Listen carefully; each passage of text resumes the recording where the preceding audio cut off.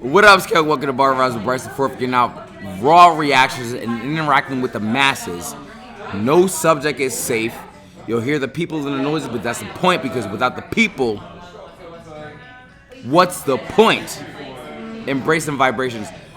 I got caught up because Man U's playing Fear, blah, blah, blah, blah, blah, blah, blah, and they were up 3-0, and it's 3-3.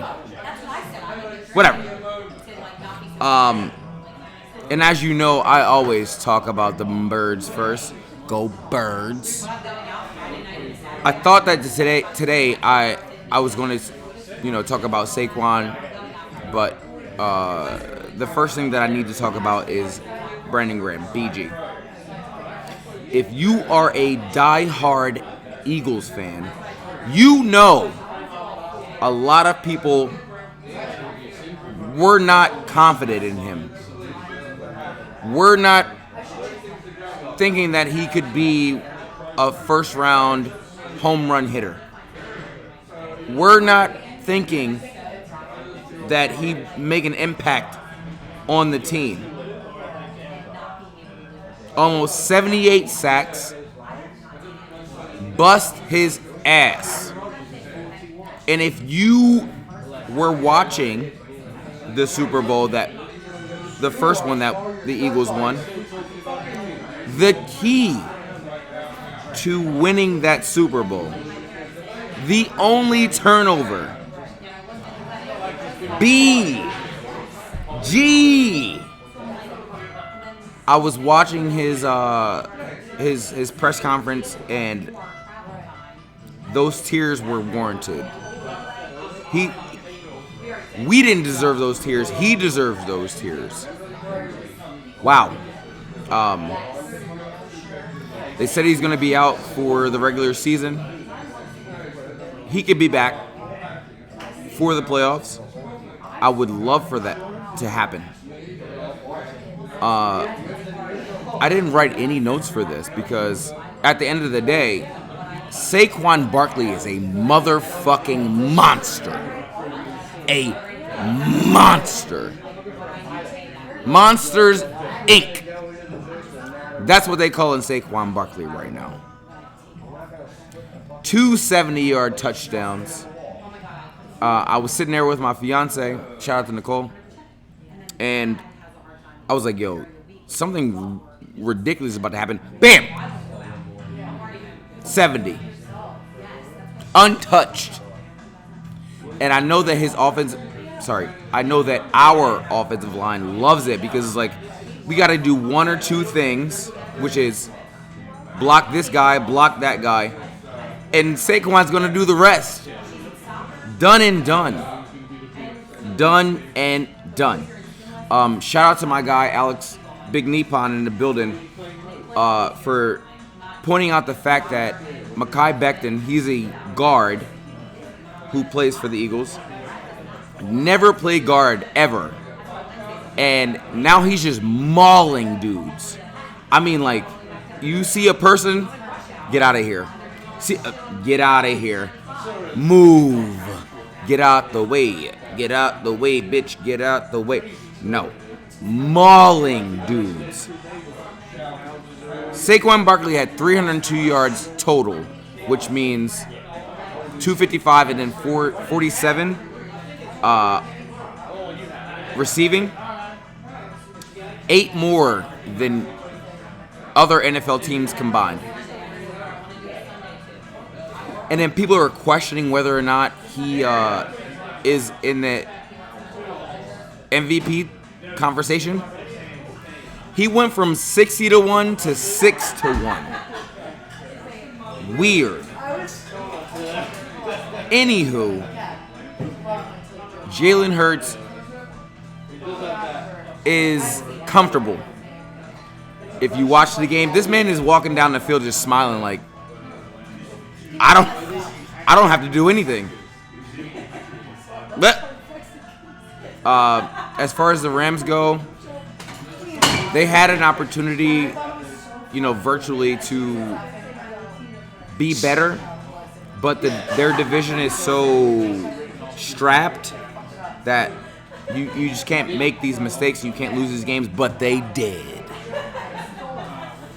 Give me a second. E-A-G-L-E-S, Eagles! Let's go Birds. Ravens and Chargers. I knew that a Harbaugh was going to win this game. Duh. Because it's Jim and John. Shout out to Jim. Jim was the special teams head coach for the Eagles 10, 15 years ago and got his shot and, doing his thing. I'm sorry. Other way. John came back. Nope. Jim came back. Nope. Wait. Jim came back? Nope. John? No. John Harbaugh lost to his brother. I'm sorry. Jesus. Louises with cheese. Jim came back and tried to win the game. And when you have a quarterback who he's not, I'm not gonna say he's like taking chances, but he does things that you come to the huddle on the sideline, you're like, what was that? Like, why did you do that? And then you get Lamar Jackson, and you're like, why did you do that? You do it's a great problem to have where you have a quarterback who takes chances, but at the end of the day, I can rely on you to make plays. That's it. The Ravens defense could come back to haunt them. They don't have a guy on defense that you're like, okay, no, we're not going to lose. But then you get a guy on the other side where it's like turnover. Lamar Jackson is still a cheat code. The man ran 10 yards beyond the line of scrimmage. Still, they got to score. The Chargers O-line, I think, for I keep saying San Diego. God damn it. For LA, kept them out of this game. 5 false starts. How do you not know the cadence? Very weird. The AFC is a battlefield. You got a lot of spoilers and a lot of contenders. So this game was very important. And then I saw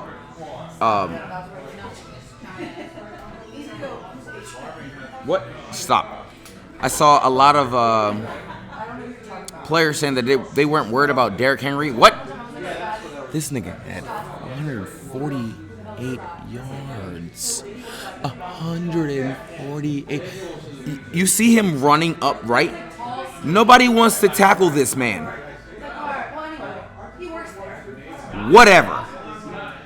All I know is two of my greatest friends, I don't want to talk to you on Sunday, and you know who you are, so you're listening to this, Dre and Ezra. Vikings Bears. Caleb Williams is getting robbed every week. Whether it be a missed field goal, whether it be a tip ball, whether it be he is getting robbed. I've seen him throw like laser passes between two DBs, and at the end of the game, they didn't win. They were 4-2. 4-2. Were you not 4-2? I knew it. I knew it. Bears fan back there. And Jordan Addison had a fucking day. A day. I didn't hear Justin Jefferson's name the entire game because Jordan Addison was fucking hooping.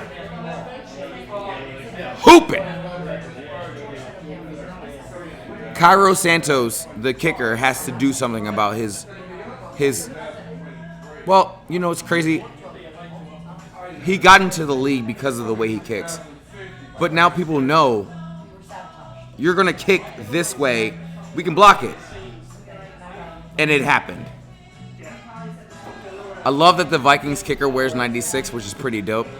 But he's the backup and his last name's Romo. Fuck him.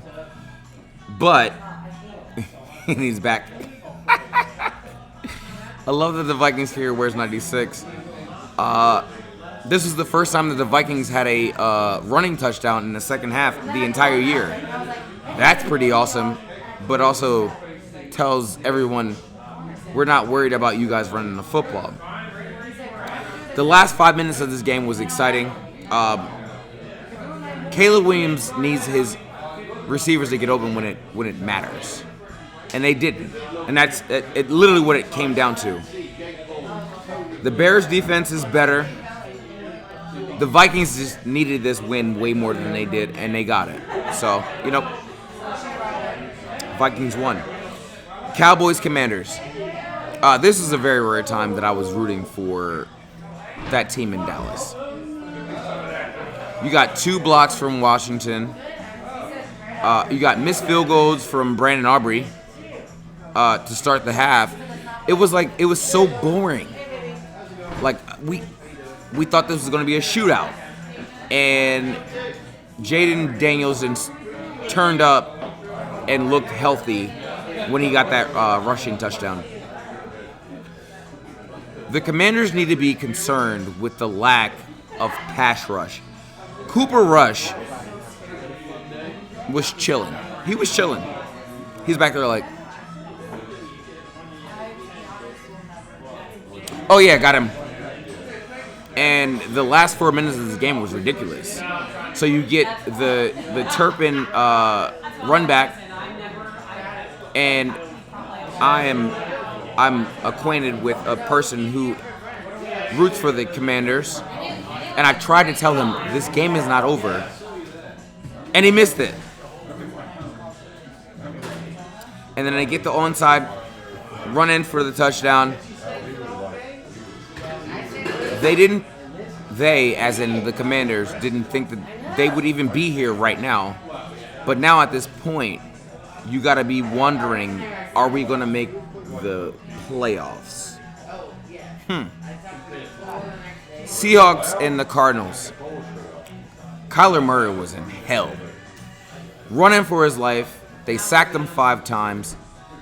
I don't know why the offensive coordinator for the Cardinals are not scheming plays for Marvin Harrison Jr. to be open. He's the best player on the field. What's happening here?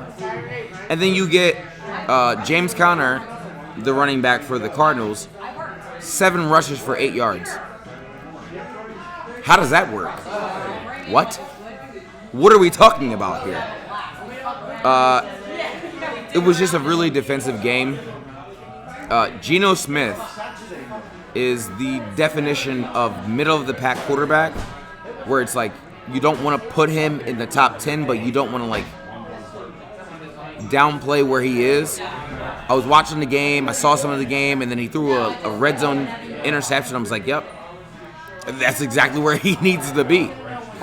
I love that Seattle has a Kobe Bryant with a C, C-O-B-Y, Kobe, on their team. He had a pick 6. It was 16-6. It was nothing much to talk about. Again, like I said last week, there's a lot of games where it's just, what are we talking about here? You hate to see it. And then Chiefs-Panthers. Thank you. Chiefs-Panthers. I'm going to start with talking about how it was a great sign for the Panthers moving forward. Great sign for the Panthers moving forward. Bryce Young looked like he might need another weapon, but other than that, I think that those weeks off helped him. He needs a legit weapon, like someone he can rely on. Leggett might be there. We'll see. I mean, his rookie season as well. We can't let the Chiefs get away with this. We can't. I'm over it. They were in the dirt. Had them. And then you let fucking Patrick Mahomes run for a 35-yard run for no reason. Why? Why? Why? Why? If you watch the game, you understand what I'm saying. There was no reason for them to win this game. I'm sorry, but that's all I got. Noah Gray, the Chiefs backup tight end, he's gonna win some money next year. So whether it be Travis leaving or him going to another team, Noah Gray's hooping. The Chiefs should have lost this game. Broncos Raiders. It was a pretty ho-hum game. The Raiders made it very competitive, and I think that if you're the quarterback coach for Bo Nix, you gotta explain to him, you gotta get the ball up. He had 4 passes batted down in very critical downs. I think it was 3 third downs. Don't quote me on that, but a lot of batted ball downs at the line of scrimmage. And then Gardner Minshew break his fucking back in the fourth quarter when they were reeling, going. I'm sorry, that was a poor choice of word. They were going ham, and then he gets out of the game, and then you bring in Desmond Ridder, and almost won the game again. The Broncos are now fighting for a playoff spot, and they started off 0-2. Bo Nix started off with 0 touchdowns, 4 picks, and now he's 18 touchdowns, 2 picks. So they should be winning these games. But if you're the Raiders and you have a new coach, Antonio Pierce, who was a defensive player, your team should not be playing like this. I don't know what the answer is for the Raiders, but gotta fix it. Broncos,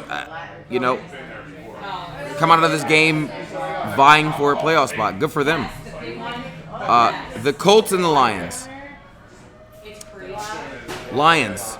If I had a rose, I'd give it to. They're getting their flowers.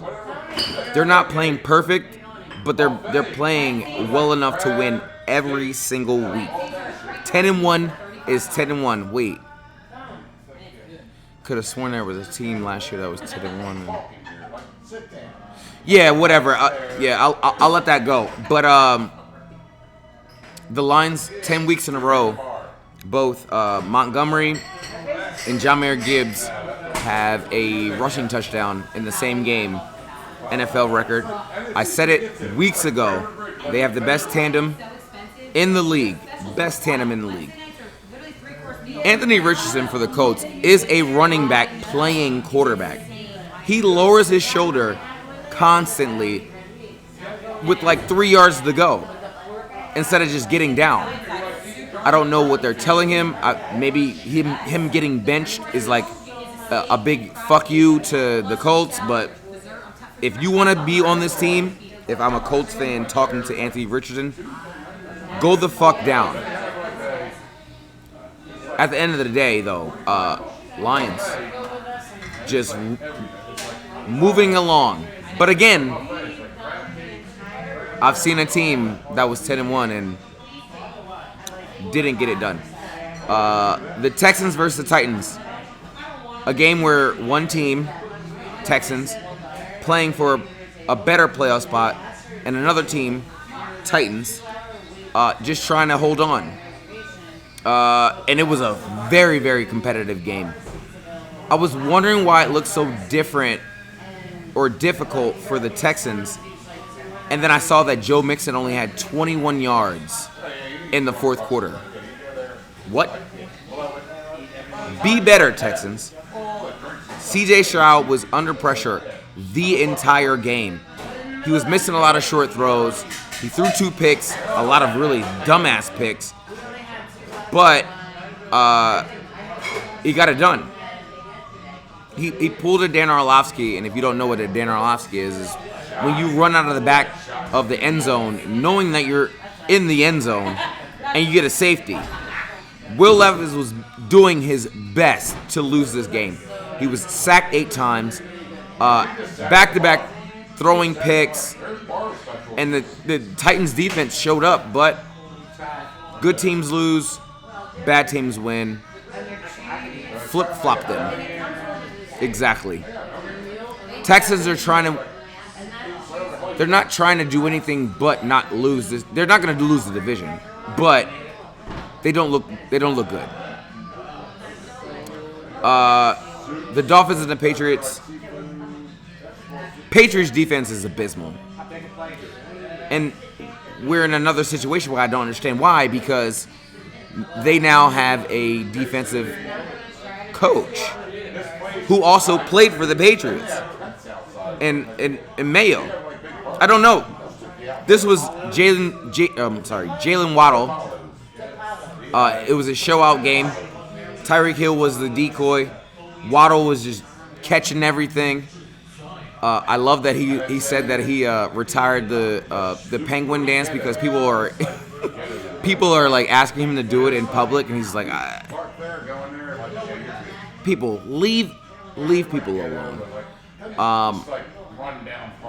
And then the Patriots scored when it didn't really mean anything.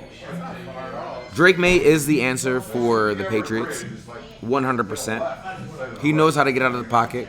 He knows when it's time to be an athlete.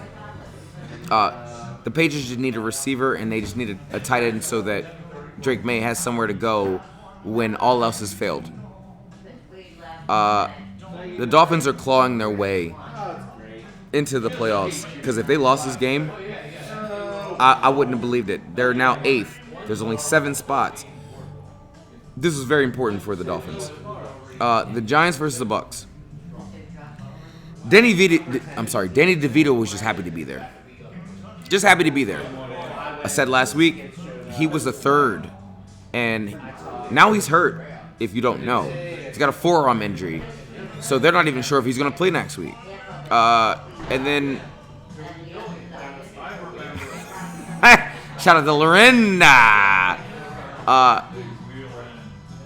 The Giants have 7 red zone turnovers. 7. But they got everything. And Malik Neighbors said what he said.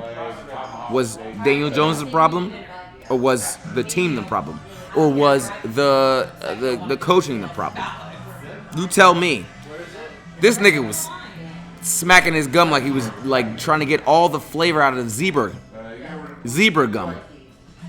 Trying to get it all. But he was right. And then you get Baker Mayfield. Baker Mayfield is back in Oklahoma prime. If you didn't watch college football, Baker Mayfield is back in like I am that guy. Tell me I'm wrong. This nigga's doing the Danny DeVito, and the biggest thing for Baker Mayfield this week is that this man is suing his own dad. Apparently his dad and his brother, who own a company, stole $12 million from him. That's not good. He wasn't worried about that during this game. All I know is the Falcons better readjust their rearview mirror, because the Bucs are back. Just saying. We got last game is the Packers and the Niners. It was a Josh Jacobs show. He had 3 touchdowns, hooping. And I I think I said this before multiple times. Swapping running backs with the Raiders was weird to me, where you get Josh Jacobs and then Aaron Jones goes there, but they're both. It was probably a money thing, but I don't care. And the Packers are sneaking up on people. They only got 3 losses, especially with Aaron Love being out for weeks. My favorite part of this and my biggest thing is why isn't anyone talking about how the Niners have fallen off? Injuries. Everyone has injuries. I get it. They were Super Bowl favorites before this season started. No one's talking about how the Niners are not. They may not even make the playoffs. Talk to me about that. Yeah, I get it. They had Brandon Allen. For a lot of people, who the fuck is that? Talk about how the Niners may not make the playoffs. In other news, Jared McCain for the Sixers, he's Rookie of the Year. And he said it to you on cam. I don't give a fuck about his whatever he's doing on TikTok. I'm not on TikTok. I don't care. Jared McCain, Rookie of the Year.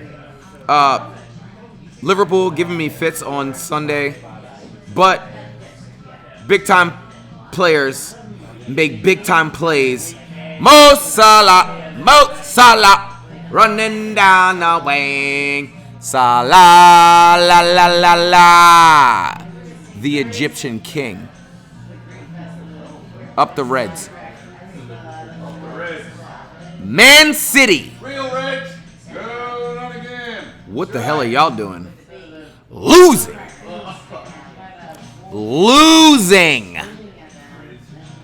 Fills my heart. Random thing. I was talking to somebody. What if Ohtani next year wins the Cy Young and the MVP? That would, I think, honestly, for me, would be the greatest feat of any single athlete ever. Just me. Big ups to the first state. Stay focused and be great. Take a sip. Gobble, gobble, everybody. Happy Thanksgiving.